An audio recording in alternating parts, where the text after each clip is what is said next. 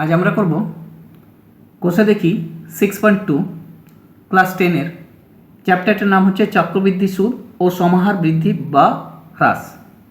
আমি 3-এর দাগের অঙ্কটা পড়ছি। পাড়ার একটি লেদ কারখানায় একটি মেশিনের মূল্য প্রতি বছর 10% হ্রাসপ্রাপ্ত হয়।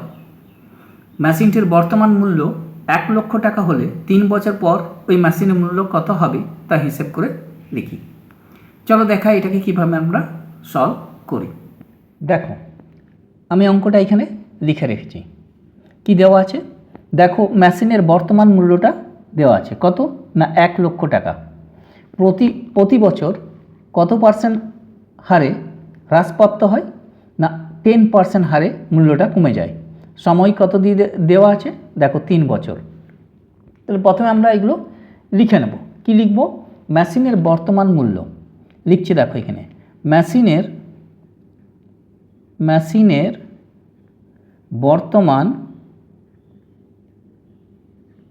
বর্তমান মূল্য, এটাকে আমরা কি ধরবো না পিটা কত দেওয়া আছে 1 লক্ষ টাকা। 1 লক্ষ টাকা এটা দেওয়া আছে, ঠিক আছে। এরপর দেওয়া আছে মূল্য প্রতি বছর হ্রাস পায়। দেখো লিখছি মূল্য প্রতি বছর হ্রাস পায়। কত করে হ্রাস পাচ্ছে না 10%। এটা লিখে দেবো 10%। 3 বছর পর মেশিনের মূল্য হবে। সময়টা দেওয়া আছে দেখো না, সময় লিখে নেব 3 বছর। সময়টাও দেওয়া আছে, সময় n = 3 বছর। 3 বছর পর মেশিনটার মূল্য কি দাঁড়াবে লিখছি 3 বছর পর মেশিনের মূল্য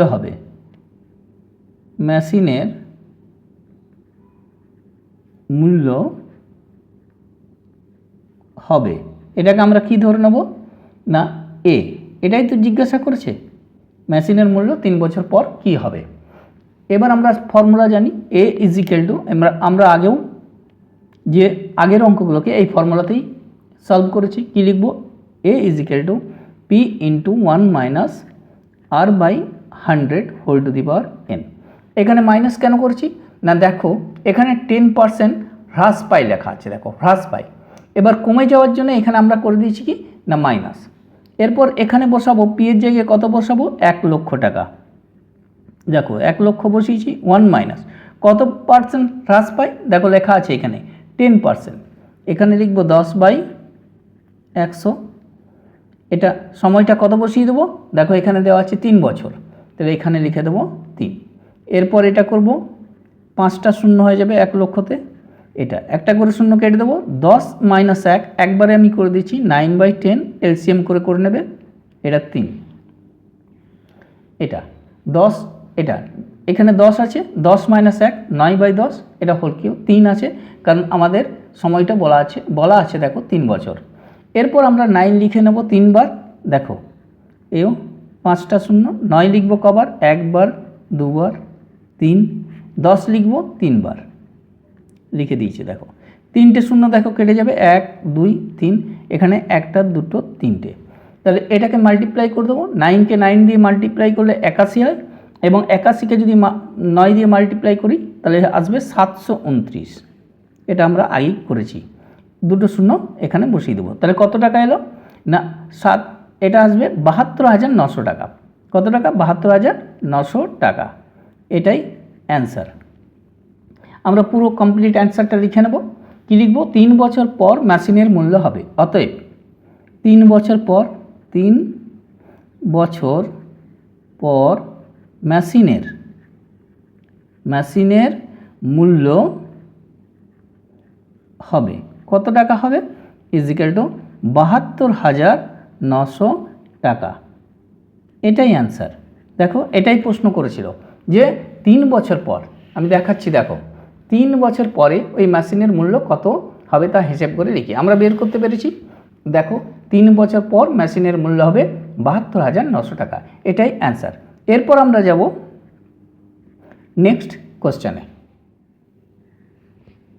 এবার করব কোষে দেখি 6.2 এর ক্লাস 10-এর 4 দাগের অঙ্কটা আমি পড়ছি। সর্বশিক্ষা অভিযানের ফলে বিদ্যালয় ছেড়ে চলে যাওয়া শিক্ষার্থীদের পুনরায় বিদ্যালয়ে ভর্তির ব্যবস্থা করা হয়েছে। এরূপ শিক্ষার্থীদের ভর্তির হার প্রতি বছর তার পূর্ববর্তী বছর অপেক্ষা 5% বৃদ্ধি পেয়েছে। কোনো এক জেলায় বর্তমান বছরে যদি 3,528 জন এইরূপ শিক্ষার্থী নতুন করে ভর্তি হয়ে থাকে, তবে 2 বছর পূর্বে এইরূপ কতজন শিক্ষার্থী ভর্তি হয়েছিল তা হিসেব করে লিখি। দেখো এখানে কি কি দেওয়া আছে না, বলে দিয়েছে যে 5% করে হারে প্রতি বছর কিন্তু শিক্ষার্থী ভর্তি হচ্ছে, 5% হারে সেই ভর্তিটা বেড়ে যাচ্ছে এবং বর্তমানে দেওয়া আছে 3,500 জন কিন্তু ভর্তি হয়েছে এবং প্রশ্ন করা হয়েছে তাহলে কি 2 বছর পূর্বে শিক্ষার্থী কতজন ভর্তি হয়েছিল। চলো দেখা এটাকে আমরা কিভাবে সলভ করি। দেখো এখানে দেখো দেওয়াই আছে যে প্রতি বছর ভর্তিটা 5% হারে বেড়ে যাচ্ছে এবং বর্তমানে কত ভর্তি হয়েছে দেখো দেওয়া আছে এখানে 3,528 জন এবং প্রশ্ন করা হয়েছে 2 বছরের আগে 2 বছর পূর্বে ভর্তি কত ছিল, তাহলে নিশ্চয়ই 2 বছর পূর্বে ভর্তিটা কম ছিল এবং ভর্তি কম থেকে ধীরে ধীরে 5% করে বাড়ছে তাহলে ভর্তিটা বাড়তে বাড়তে এখন বর্তমানে ভর্তি বেড়ে কত হয়েছে 3,528 জন এটা বছরে ভর্তি হচ্ছে। তাহলে পূর্বের বছরগুলোতে ভর্তি নিশ্চয়ই কম ছিল। চলো দেখাচ্ছি এখানে। ধরে নাও যে আমরা যে ফর্মুলাটা ব্যবহার করব a = p × 1 + r/100 n। আমরা তো বুঝতে পারছি যে nটা বসবে 2 বছর। আচ্ছা আর 5% হারে এটা 5% বসিয়ে দেবো, ঠিক আছে। এখন প্রশ্ন হচ্ছে p এর জায়গাতে 3,000 এই যে দেওয়া আছে 3,000 কতজন 528 জন, 3,528 এই জায়গাতে বসাবো না এই জায়গায় বসাবো। এখন দেখো এইটা বসবে, এটা অ্যাকচুয়ালি বসবে এই বর্তমানে কত ভর্তি হয়েছে এইখানটাতে, তাহলে পিটাতে কেন বসলো না দেখাচ্ছি। ধরো যে এখানে আমি জানি না যেটা সেটা 2 বছর আগে ভর্তি কত ছিল x জন, মানে কম ছিল ধর না, এরপর 5% বাড়ছে, তাই এটা বেড়ে পরে হবে কত না 105/100 এটা আসবে কিন্তু, হ্যাঁ এটা আসবে কারণ এর 5% মানে হচ্ছে x × 5/100 এবং সেটা আসবে কত 5x/100। তারপর এর সাথে আবার এক্সটা যদি আমি জুড়ে দিই x + 5x/100 এটা আসবে x, এলসিএম চলে আসবে 100x + 5x এটা আসবে 105x/100 এটা আসবে। দেখো বেড়ে গেছে, ঠিক আছে। এরপর যদি আমি আরও বাড়াই 5% এটাও এরকম চলে আসবে, ঠিক আছে। এইখানে বেড়ে পরে কত হচ্ছে না 3,528 জন হচ্ছে।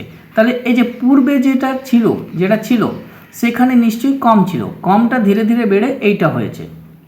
তাহলে এই পার্টটা এইখানে যে পিটা ধীরে ধীরে 5% বাড়তে বাড়তে বেড়ে যেটা রেজাল্ট আসছে সেটা হচ্ছে এইটা। আর তার জন্য এই যে দেওয়া হয়েছে যে 2 বছর বর্তমানে এইটা হচ্ছে, তাহলে 2 বছর আগে যেটা ছিল সেখানে এই পি এর জায়গাতে আমরা ধরে নিতে পারি এখানে এক্স বসাবো, ঠিক আছে। চলো দেখাই। দেখো আমি লিখছি না, ধরি এক্স বছর পূর্বে, এক্স 2 বছর, সরি এটা এক্স নয়, আমি তো এটা 2 বছর দিয়ে দিয়েছে, হ্যাঁ এটা 2 ছেড়ে দাও, এটা কেটে দাও।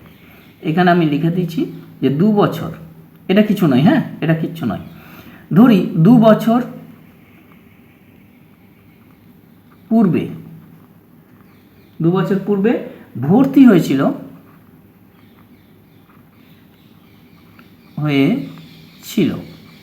কতজন = x জন, কতজন ভর্তি হয়েছিল না x জন। এরপর লিখব বর্তমান বছরে ভর্তি, অতএব এবং বর্তমান বছরে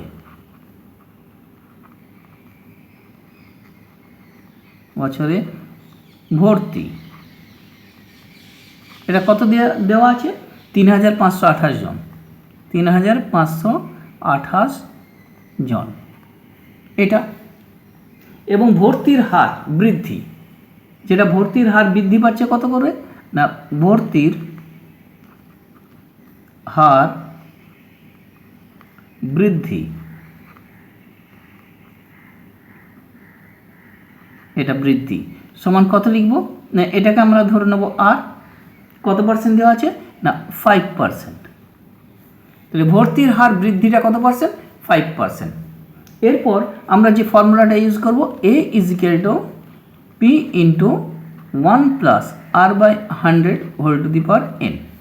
এখন সময়টা তো তোমরা দেখতেই পাচ্ছ 2 বছর পূর্বে আমি ধরে নিয়েছি 2 বছর পূর্বে ভর্তি কত ছিল x। তাহলে আমি এই p এর জায়গায় কত বসিয়ে দেবো x।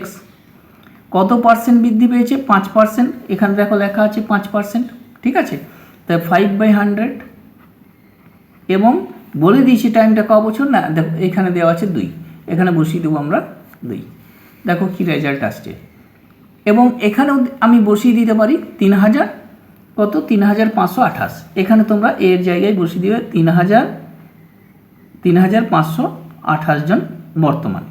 তাহলে এখানে এক্সট্রার ভ্যালুটা বের করতে হবে, এটা লিখব, এটা করে দেবো কত না 5-20 এখন এটা আসবে 1 + 1/20 হোল স্কয়ার। পরের লাইনে চলে যাব, যে লিখব x, এটা আসবে 20 এলসিএম 20 + 1 তার হোল স্কয়ার। এটা আসবে কত না x, এটা করব 21/20 এটা হোল স্কয়ার, এটা 20 তার হোল স্কয়ার। এরপর এই দিকে আছে কত আমরা এটা লিখে নেব বারবার, যে 3528, এখানেও লিখে নেব 3528, এখানেও লিখে দেবো 3528। এখানে যদি x এর ভ্যালুটা বের করতে হয় তাহলে এই যে পার্টটা আছে এটা নিচে নেমে যাবে, মানে উল্টো হয়ে বসবে।